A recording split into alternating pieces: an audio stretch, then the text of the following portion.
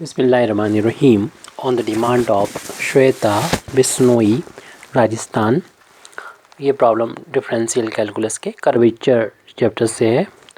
So that at the points in which the Archimedean spiral r is equal to a theta intersect the hyperbolic spiral r theta is equal to a, their curvature are in the ratio 3:1. तो हमको ये prove करना है जहाँ पर ये दोनों curve एक दूसरे को कट करते हैं उस पॉइंट पर दोनों कर्वेचर का जो रेशियो होगा वो 3:1 की फार्म में होगा. सबसे पहले तो हम दोनों जो कर्व्स हैं उनके इक्वेशन लिख देंगे. द इक्वेशन ऑफ, जो कि पोलर फार्म में दे रखे हैं, the equations of given curves, given curve के इक्वेशन पोलर फार्म में, क्योंकि आर और थीटा में जो इक्वेशन होता है वो पोलर इक्वेशन होता है. पहला curve r is equal to a theta दे रखा है, आर्किमेडियन स्पायरल है, इसे इक्वेशन नंबर 1 डाल देंगे. हमें सिर्फ इसके इक्वेशन से मतलब रहेगा. और इसका दूसरा इक्वेशन हाइपरबोलिक स्पायरल है, r theta is equal to a. इसके भी हमें इक्वेशन से मतलब रहेगा. ये क्या है, किस नाम से जाने जाते हैं, इससे हमें ज़्यादा मतलब नहीं. और हमें ये प्रूव करना है जहाँ पर ये दोनों कर्व एक दूसरे को कट करते हैं वहाँ पर उस पॉइंट पर अगर दोनों की कर्वेचर का रेशियो लिया जाए तो 3:1 होगा. ये हमें प्रूव करना है. तो पहले उस पॉइंट को हम फाइंड करेंगे. तो इसके लिए इन दोनों इक्वेशन को सॉल्व करेंगे. और सॉल्व करने के लिए हम इक्वेशन नंबर 1 से आर की वैल्यू इक्वेशन नंबर 2 में पुट कर देते हैं, यानी दोनों इक्वेशन को सॉल्व कर लेते हैं. यानी फ्रॉम इक्वेशन 1 एंड 2 इन दोनों में से आर की वैल्यू यहाँ से वहाँ रखेंगे. तो ए थीटा इंटू थीटा पहले से है, इज इक्वल टू ए है. इक्वेशन नंबर 1 से आर की वैल्यू ए थीटा को हमने इक्वेशन नंबर 2 में यहाँ पर पुट कर दिया. Theta into theta, theta square हो जाएगा. और ए को हम जब इस वाले ए को राइट हैंड साइड में पहुँचाएंगे तो इसे ए से कैंसिल हो जाएगा 1 टाइम्स. तो थीटा स्क्वायर की वैल्यू 1 के इक्वल आ जाएगी. और इसका हम आगे चल के यूज़ करेंगे इक्वेशन. अब हमें अगर हमें कर्वेचर का रेशियो चाहिए तो हम पहले रेडियस ऑफ कर्वेचर इस पॉइंट पर, यहाँ पर थीटा की वैल्यू यानी थीटा स्क्वायर की वैल्यू 1 के इक्वल आई इस पॉइंट पर, जिसका हम यूज़ करेंगे. ज़रूरत हुई तो थीटा की वैल्यू भी निकाल लेंगे और आर की वैल्यू भी यहाँ पर थीटा की वैल्यू पुट करके आर की वैल्यू भी फाइंड कर सकते हैं. फ़िलहाल हम देखते हैं आगे हमें किसकी ज़रूरत होगी. तो रेडियस ऑफ कर्वेचर हमको फाइंड करना होगा इस पॉइंट पर. तो इस पॉइंट पर रेडियस ऑफ कर्वेचर दोनों कर्व की हम इसकी अलग अलग मान लेते हैं, फिर आगे करते हैं सॉल्व. तो इसके लिए इस चीज़ को लिख लेते हैं. Let ρ1 be the radius of curvature of the curve, जो इक्वेशन नंबर 1 से डिनोट है, curve 1, and ρ2 that of the curve 2, यानी इक्वेशन 2 से जो डिनोट है उस कर्व की हमने रेडियस ऑफ कर्वेचर हमने मान लिया है ρ2. अब हम पहले फर्स्ट कर्व के बारे में बात करेंगे. फॉर दी फर्स्ट कर्व, तो इस फर्स्ट कर्व के बारे में जब बात कर रहे हैं तो उसकी रेडियस ऑफ कर्वेचर ρ1 को फाइंड करने के लिए हमें ज़रूरत पड़ेगी D are over D theta की और D two R over D theta की. तो उसके इक्वेशन यानी इक्वेशन नंबर 1 को हम थीटा के रिस्पेक्ट में डिफ्रेंशिएट करेंगे. तो differentiate equation 1 with respect to theta we get D R over D theta. और हमें राइट हैंड साइड में डिफ्रेंशिएशन करना होगा ए थीटा का. ए जो कि इनटू में है कांस्टेंट है, बाहर हो जाएगा. और थीटा के रिस्पेक्ट में डिफ्रेंशिएशन करेंगे तो वैल्यू हम लोग जानते हैं 1 के इक्वल हो गई. और ये वैल्यू चल रही है D R over D theta की. और हमको इसके सेकंड डेरिवेटिव की भी ज़रूरत पड़ती है, तो इसलिए इसको सेकंड डेरिवेटिव आर का निकालने विद रिस्पेक्ट टू थीटा. यानी हमें इस जो भी पहले मिल चुका है D R over D theta, उसको दोबारा से थीटा के रिस्पेक्ट में डिफ्रेंशिएशन करना होगा। ये वैल्यू मिल चुकी है हमको ए के बराबर, और ये कांस्टेंट है और कांस्टेंट का डिफ्रेंशिएशन 0 होता है, इसलिए मैं दोनों डेरिवेटिव हमारे पास हैं।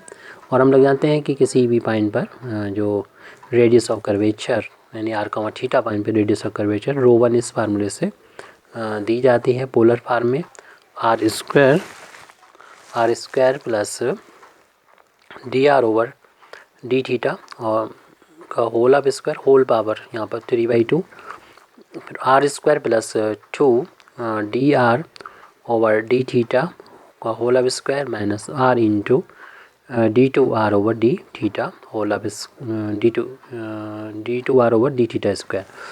तो इन सारी वैल्यूज़ को हम अभी फाइंड कर चुके हैं, इनको पुट कर देंगे और आर की वैल्यू इक्वेशन नंबर 1 से रख देंगे।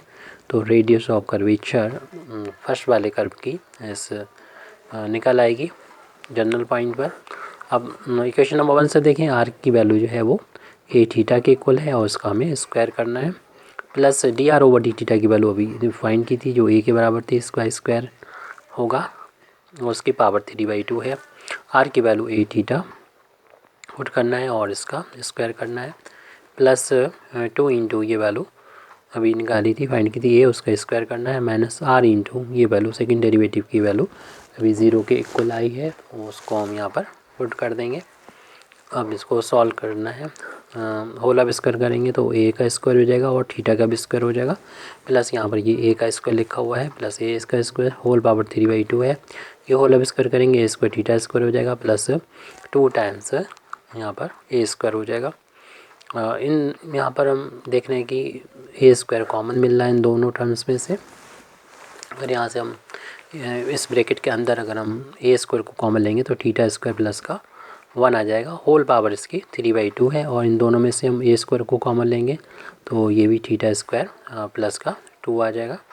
अब ब्रैकेट हटाएंगे तो देखेंगे ρ1 की वैल्यू हमको मिलेगी, इस ए स्क्वायर की पावर भी हो जाएगी 3/2 और थीटा स्क्वायर प्लस 1 की पावर भी हो जाएगी θ/2 ए स्क्वायर और ये थीटा स्क्वायर प्लस का 2, और ये ब्रैकेट हटाएंगे तो ब्रैकेट के अंदर और बाहर की पावर का हो जाएगा कैंसिल हो जाएंगी, पावर 3 आ जाएगी और थीटा स्क्वायर प्लस 1 की पावर 3/2 हो जाएगा और होल अपान में ए स्क्वायर और ये थीटा स्क्वायर प्लस का 2 है अपान में ये ए स्क्वायर कैंसिल हो जाएगा और इसलिए ρ1 की वैल्यू यहाँ पर आ जाएगी ए और थीटा स्क्वायर प्लस 1 की पावर 3/2 अपान थीटा स्क्वायर प्लस 2 इतना हमारा बचा है। ये किसी भी पॉइंट आर कामा थीटा पर रेडियस ऑफ कर्वेचर की वैल्यू यहाँ पर हमने फाइंड कर ली है, लेकिन हमको ये रेडियस ऑफ कर्वेचर ρ1 जो हमने माना था वो एक्चुअल में उस पॉइंट पर था जहाँ दोनों कर्व कट कर रहे हैं और वहाँ पर थीटा स्क्वायर की वैल्यू 1 के बराबर है और चूँकि हमारा ये ρ1 की वैल्यू इसी पर डिपेंड करती है, थीटा पर ही डिपेंड करती है, तो थीटा स्क्वायर की हर एक जगह आ रहा है इसकी यहाँ पर हम 1 के बराबर वैल्यू रख देंगे, क्योंकि हमारे जिस पॉइंट पर हमने रो माना है इंटरसेक्टिंग पॉइंट पर वो वहाँ पर थीटा स्क्वायर की वैल्यू 1 के इक्वल है, तो वहाँ पर 1 के बराबर रख देंगे 1 + 2, तो ये तो हो जाएगा 3 हो जाएगी डिनोमिनेटर में और न्यूमरेटर में ये a × 2 की पावर 3/2 हो जाएगा। इसकी वैल्यू का हम ρ1 की वैल्यू का आगे चल के यूज़ करेंगे, यानी ρ1 की वैल्यू यहाँ पर हमारी आगे इसको हम दोबारा से लिख देते हैं, कांस्टेंट को हम यानी जो एब्सोल्यूट वैल्यू है इसको पहले लिख देते हैं, हालांकि कोई इफेक्ट नहीं, कोई पहले लिखा हो 2 की पावर 3/2 × a और अपान में 3 इतना आया है ρ1 की वैल्यू। फर्स्ट जो कर्व है दोनों कर्व जहाँ पर कट करते हैं उनका उस जगह पर हमने पहले वाले कर्व की रेडियस ऑफ कर्वेचर को फाइंड कर लिया है। ऐसे ही हम सेकंड वाले कर्व की बात करेंगे, यानी फॉर दी सेकंड कर्व। तो सेकंड कर्व के अगर हम रेडियस ऑफ कर्वेचर फाइंड करना चाह रहे हैं इस इंटरसेक्टिंग पॉइंट पर, तो सबसे पहले तो हमें इसके जिस तरीके से अभी निकाला था फर्स्ट डेरिवेटिव आर का थीटा के रिस्पेक्ट में और सेकंड डेरिवेटिव, वैसे ही हमें दोबारा से निकालना पड़ेगा, लेकिन आपकी इक्वेशन नंबर हमें सेकंड का यूज़ करना पड़ेगा। तो इक्वेशन नंबर सेकंड इक्वेशन से यहाँ से अगर हम आर की वैल्यू को फाइंड करेंगे तो आर की वैल्यू हो जाएगी a/θ हो जाएगा। अब यहाँ से हम इसको डिफ्रेंशिएट करेंगे जब आर को थीटा के रिस्पेक्ट में। ए इंटू में है कांस्टेंट है, इसे तो हम बाहर ले लें और हम थीटा का ऊपर ले जाएं तो थीटा के पावर -1 हो जाएगा। डिफ्रेंशिएशन करने पर पावर जो होगी वो -1 आगे आ जाएगी और जितनी पावर होगी इसमें से एक कम हो जाएगा। तो ये पहले लिख दें तो -a/θ² हो जाएगा, इसकी वैल्यू हो जाएगी। अब यहाँ पर सेकंड डेरिवेटिव की वैल्यू निकालेंगे, यानी d2r/d θ² की वैल्यू को निकालेंगे। तो इसके लिए हमें दोबारा से डिफ्रेंशिएट करना पड़ेगा dr/dθ को, जिसकी वैल्यू हम अभी फाइंड कर चुके हैं।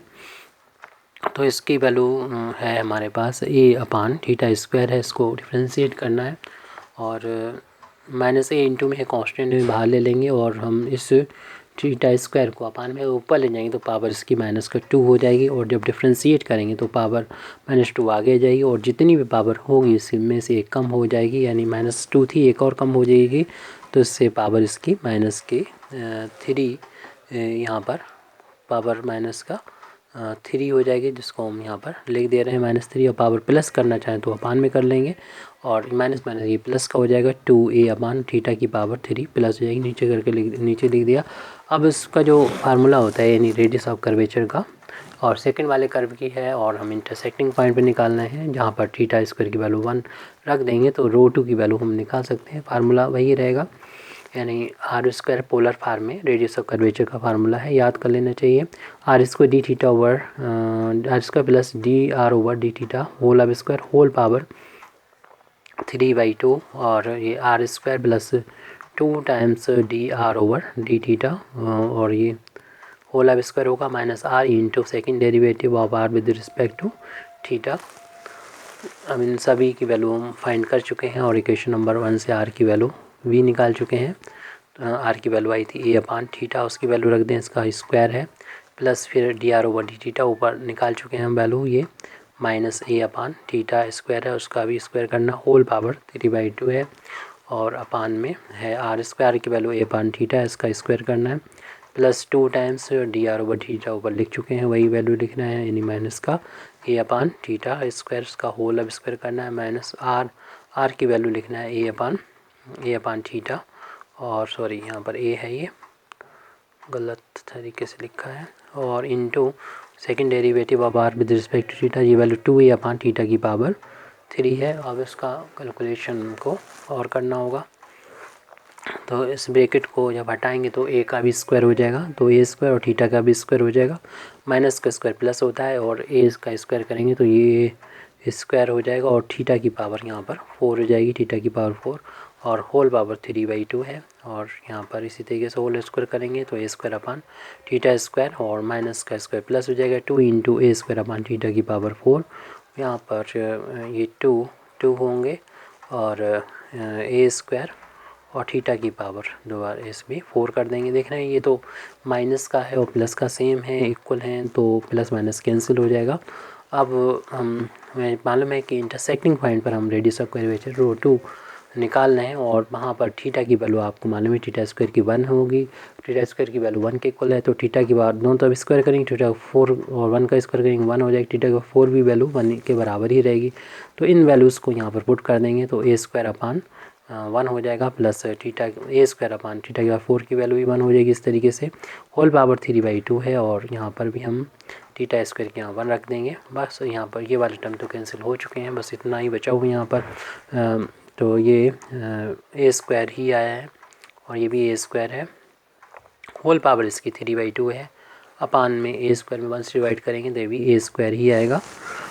इस तरीके से रेडियस ऑफ कर्वेचर की वैल्यू अगले पेज पर हम लोग लिख रहे हैं। तो ρ2 की वैल्यू आ जाएगी 2 टाइम्स हो जाएंगे a², होल पावर इसकी 3/2 है, अपान में a² है और इस ब्रैकेट को हटाएंगे तो 2 की पावर भी 3/2 हो जाएगी और a² की पावर भी 3/2 हो जाएगी, अपान में a² है और इसको हम ब्रैकेट हटाएंगे तो ब्रैकेट के अंदर बाहर की बार कैंसिल हो जाएगी, तो a की पावर यहाँ पर 3 हो जाएगी और 2 की पावर 3/2, a की पावर 3, a की पावर 2 इससे कैंसिल हो जाएगी, एक पावर ऊपर बचेगी, यानी इस तरीके से हम कह सकते हैं रेडियस ऑफ कर्वेचर ρ2 = 2 की पावर 3/2 इंटू a आ गया। यहाँ पर रेडियस ऑफ कर्वेचर तो हम लोगों ने दोनों कर्व की फाइंड कर ली, लेकिन हमको जो फाइंड करना है वो रेशियो निकालना है, कर्वेचर का रेशियो निकालना है, जिसका रेडियस ऑफ कर्वेचर से हम लोग जानते हैं कनेक्शन होता है, रेसिप्रोकल होता है। तो हम लोग फाइंड करना है, उस चीज़ को लिख रहे हैं, curvature of the first curve का कर्वेचर अपान कर्वेचर ये हमसे पूछा गया है, curvature of the second curve. तो फर्स्ट कर्व का जो कर्वेचर है उसको हमने रो 1 से डिनोट किया है, सेकंड कर्व का कर्वेचर फर्स्ट कर्व जो कर्वेचर होता है और रेडियस ऑफ कर्वेचर में रिलेशन होता है 1/, का रिलेशन होता है 1/, रो। तो पहले वाले कर्व की कर्वेचर हो जाएगी 1/ρ1 और दूसरे वाले की 1/ρ2 होगी। क्योंकि ये अपान में है तो ये इस वाले से नीचे आ जाएगा, तो ρ1 जो होगा वो नीचे चला जाएगा और ρ2 डबल अपान में, तो इसका ऊपर जाके इंटू हो जाएगा, ρ2 हो जाएगा। अब इन दोनों की वैल्यू पुट कर देंगे। ρ2 की वैल्यू अभी आई थी 2 की पावर 3/2 इंटू ए, और ρ1 की वैल्यू हम लोगों ने फाइंड की थी, वो पीछे से देखेंगे। तो 2 की पावर है 3/2 इंटू ए और होल अपान में 3। तो देख रहे हैं कि ये 3 जो है वो डबल अपान में है, तो इसका ऊपर जाके इंटू हो जाएगा, और ये तो 2 तो कैंसिल हो चुका है, तो ए में जाके 3 का इंटू हो जाएगा। ए अपान वाला है, ये भी कैंसिल हो जाएगा, अपान में 1 बचा है।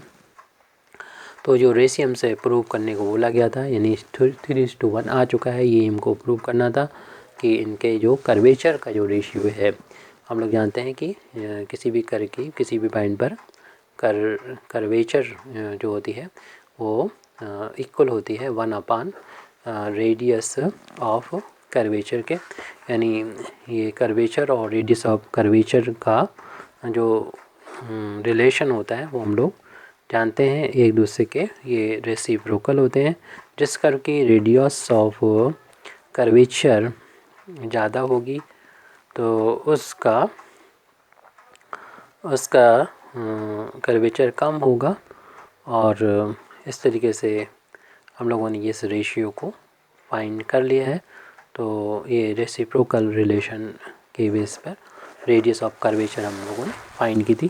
Thank you very much indeed for listening me. वाखिर दावाना अल्हम्दुलिल्लाहि रब्बिल आलमीन।